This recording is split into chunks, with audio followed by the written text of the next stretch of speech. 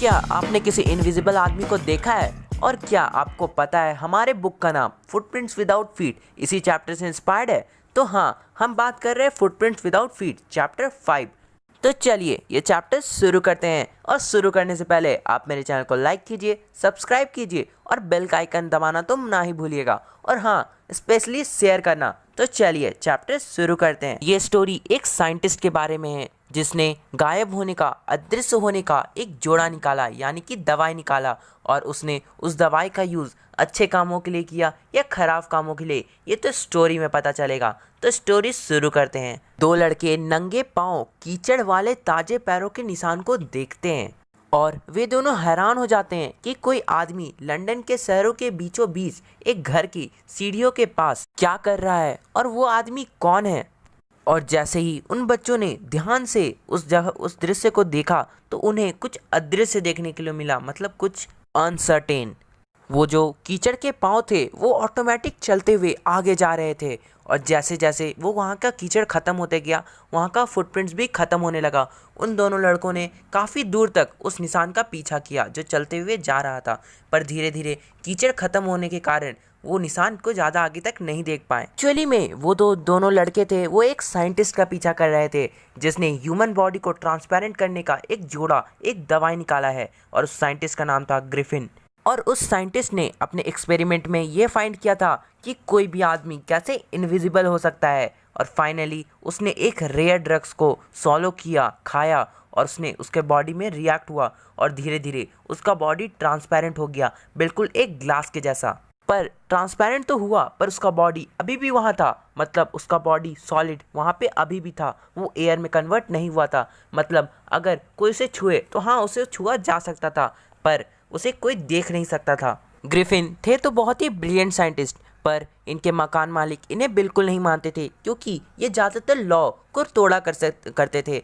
वे कानून पे बिल्कुल भी विश्वास नहीं करते थे। ग्रिफिन के गुस्सा वाले स्वभाव को भी ये जताता है क्योंकि ग्रिफिन ने इसके रिएक्शन में, मतलब रिवेंज लेने के लिए, मकान मालिक से उनके पूरे घर को जला दिया था। बेसिकली ग्रिफिन ने ये काम इनविजिबल होने के बाद ही किया होगा। और ग्रिफिन जब वहाँ से भाग रहे थे उस घर को जलाने के बाद, तो उन्होंने अपना पूरा क्लोथ्स अपने बॉडी से रिमूव कर लिया था ताकि कोई उन्हें देख ना पाए, क्योंकि बेसिकली उनका जो बॉडी है वो इनविजिबल हुआ है, पर अगर वो क्लोथ पहनेंगे उनके सॉलिड बॉडी पे ऑफकोर्स वो दिखेगा। पता नहीं अभी तक मेरे मन में क्या क्या ख्याल आ रहा है, उन्होंने अपना पूरा का पूरा क्लोथ हटा दिया होगा। काफ़ी काफ़ी छोड़ो, आगे बढ़ते हैं। ग्रिफिन अब अपने आप को बिल्कुल होमलेस फील कर रहे थे क्योंकि ना अब उनके पास क्लोथ थे, मनी थे, और वो बिल्कुल ही इनविजिबल थे। ना अब उन्हें कोई देख सकता था, ना उनके पास अब पैसे बचे थे, और ना ही उनके पास क्लोथ थे क्योंकि उन्होंने क्लोथ अपना सारा फेंक दिया था। और जो कुछ क्लोथ थे वो तो उस आग में जल गए थे, उन्हीं के क्लोथ्स उस आग में जल गए थे क्योंकि वो सभी एक ही घर में रहते थे। ग्रिफिन तब तक किसी के पहचान में नहीं आए थे जब तक उन दोनों बच्चों ने उस ग्रिफिन के फुट को देखा था, क्योंकि ग्रिफिन के फुटप्रिंट्स में फुट में कीचड़ लग गए थे। हाँ, ग्रिफिन उन दोनों बच्चों से बच के भाग तो गए, पर उनका अभी तक एडवेंचर बिल्कुल भी ख़त्म नहीं हुआ था, उनका अभी तो एडवेंचर शुरू हुआ था। तो बेसिकली कमेंट करके तो ज़रूर बताना कि अगर आप इनविजिबल होगे तो क्या क्या करोगे। वैसे मैं क्या क्या करूँगा मैं पब्लिकली नहीं शेयर कर सकता। तो चलिए आगे बढ़ते हैं। ऐसे अब ग्रिफिन के पास तो कोई ड्रेस बचा नहीं था, और वो विंटर का समय था, उन्हें ठंडा लग रहा था, बहुत ही ज़्यादा ठंडा। तो वो सोचते हैं चलो ना शॉपिंग कर लेते हैं, पर शॉपिंग का मतलब ये तो नहीं है कि वो पैसा देंगे क्योंकि उनके पास पैसा भी नहीं था, और वैसे भी वो इनविजिबल थे तो उन्हें बहुत ही अच्छा मौका मिलता है, और वो जाते हैं लंदन के एक स्टोर में अपने लिए कपड़ा खरीदने। तो चलते हैं, देखते हैं आगे क्या होता है। शॉप क्लोज होने का टाइम हो रहा था और ग्रिफिन तुरंत अंदर घुस जाते हैं शॉप के क्लोज होने से पहले, और फिर वो राहत के सांस लेते हैं। वो बहुत ही बड़ा मॉल होता है और वहाँ पे वो जाके अपने लिए वार्म क्लोथ ढूंढते हैं, पर उससे पहले वो खुद बहुत सारा खाते हैं। वो रैपर खोलते हैं, फाड़ते हैं और कुछ कुछ खाते हैं वहाँ पे, वो भी बिना कोई भी पैसे दिए। फिर उन्होंने शूज़ पहना, ओवरकोट पहना, और उसके बाद एक बड़ा सा हैट अपने सिर पे लगाएं। उसके बाद वो बिल्कुल फुली ड्रेस्ड और विजिबल पर्सन बन गए। उसी शॉप के अंदर एक किचन था रेस्टोरेंट का, और वहाँ पे वो जाके कोल्ड मीट और कॉफ़ी पिए। बस इतना ही नहीं, वो वहाँ पे जाके स्वीट्स भी खाएं और थोड़ा बहुत वाइन भी पिए। थोड़ा बहुत पिए कि ज़्यादा पिए ये नहीं दिया, गलती से थोड़ा बहुत बोल दिया। आगे बढ़ते हैं। ये सब कांड करने के बाद वो वहीं पे सो गए, ग्रिफिन जो थे वहीं पे जाके सो गए और फिर सब कुछ ठीक ही रहता अगर वो अगला मॉर्निंग जल्दी उठ जाते तो, पर ऐसा नहीं हुआ। वो लेट से उठे, उनसे पहले वहाँ के स्टाफ असिस्टेंट वहाँ पे पहले ही पहुँच चुके थे। और जैसे ही ग्रिफिन ने देखा कि कुछ लोग कुछ कपल उनके पास आ रहे हैं तो ग्रिफिन डर के मारे भागने लगे। और वैसे ही भी अब ग्रिफिन जो थे फुल्ली विजिबल मैन थे, उन्होंने पूरा ड्रेस पहन के रखा था और इसलिए जो लोग थे जो उन्हें भागते हुए देखे तो वो लोग भी उनका चेस करने लगे। ये कॉमन सी बात है, अगर आप किसी को भागते हुए देखते हैं तो आप भी उसका चेस करने लगते हैं, लगता है कि वो कुछ कांड करके भाग रहा है। वही हुआ इनके साथ भी। तो आगे देखते हैं क्या हुआ। तो इस बार क्या होता है, इस बार भी वही होता है जो इन्होंने पिछले बार किया था। फिर से ये अपने आप को इनविजिबल करते हैं, पर इसके लिए इन्हें फिर से अपनी कपड़े गंवानी पड़ती है। तो उन लोगों से बच गए, पर ये जनवरी का महीना था, उन्हें काफ़ी ठंड लग रहा था। तो वो फिर सोचते हैं क्यों ना थियोरेटिकल कंपनी में चले जाएं, जहाँ पे ना कि उन्हें बस क्लोथ ही मिलेगा पर खाली जगह, उन्हें अपने शोल्डर्स के ऊपर खाली जगह को ढकने के लिए भी कुछ मिलेगा। उन्हें काफ़ी ठंड लग रही होती है और वो जल्दी जल्दी ड्यूरी लेन की तरफ बढ़ते हैं।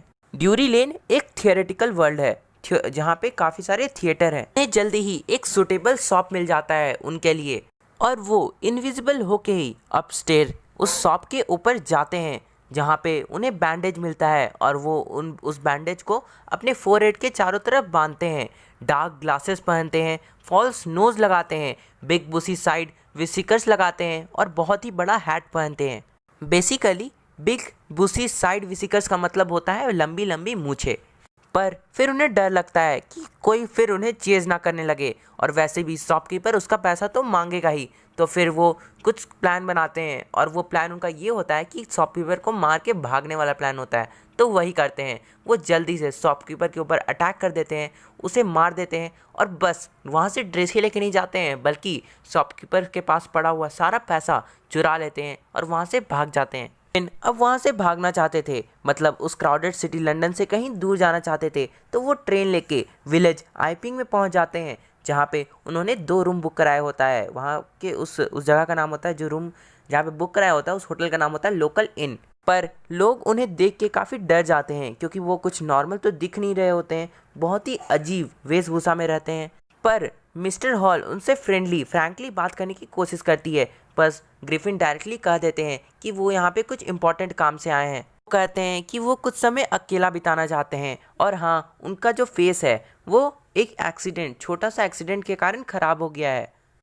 और जब मिस्टर हॉल को पता चलता है कि वो बंदा एक साइंटिस्ट है और ऊपर से मनी भी एडवांस में दे रहा है, तो वो उसे रहने की इजाज़त दे देती है और ज़्यादा पूछताछ भी नहीं करती है। पर अब तक जितना भी ग्रिफिन ने उस शॉपकीपर से पैसा चुराया था वो ख़त्म होने वाला था और वो बस जता रहे थे, उस लेडीज़ को जता रहे थे कि उनका चेक बस आने ही वाला है, इसलिए वो लेडीज़ भी उन्हें ज़्यादा पैसा नहीं मांग रही थी और वगैरह वगैरह। अब वैसे भी ग्रिफिन अब कहाँ जाते, तो अगला दिन एक क्लर्जीमैन और उसकी वाइफ के घर से बहुत ज़ोर से चिल्लाने की आवाज़ आती है।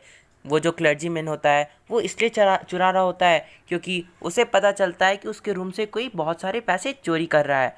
तो वो जो क्लर्जीमैन होता है वो बंदूक लेके उस रूम के पास जाता है और जैसे ही वो उस रूम के पास जाके बंदूक उठाता है और कहता है सरेंडर, तो वो चौंक जाता है कि उस रूम में कोई रहता ही नहीं है, क्योंकि वो इनविजिबल ग्रिफिन जो होते हैं इनविजिबल होके उस घर में चोरी करने गए होते हैं। जेंट और उनकी वाइफ ने डेस्क के नीचे, कर्टेन्स के पीछे, इवन की चिमनी के ऊपर भी देखा, पर वहाँ पे कोई नहीं मिला।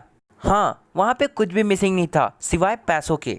आगे क्या हुआ ये देखने के लिए डिस्क्रिप्शन में लिंक है पार्ट 2 का, उसे जाके देख लीजिएगा। 1-2 दिन में मैं अपलोड कर दूंगा। तो चलता हूँ, बाय बाय। उम्मीद है आपको ये चैनल पसंद आया हो, इवन चैप्टर का एक्सप्लेनेशन भी समझ में आया हो। तो लाइक कीजिए, सब्सक्राइब कीजिए और शेयर कीजिए, बेल का आइकन दबाना ना भूलिएगा। चलता हूँ।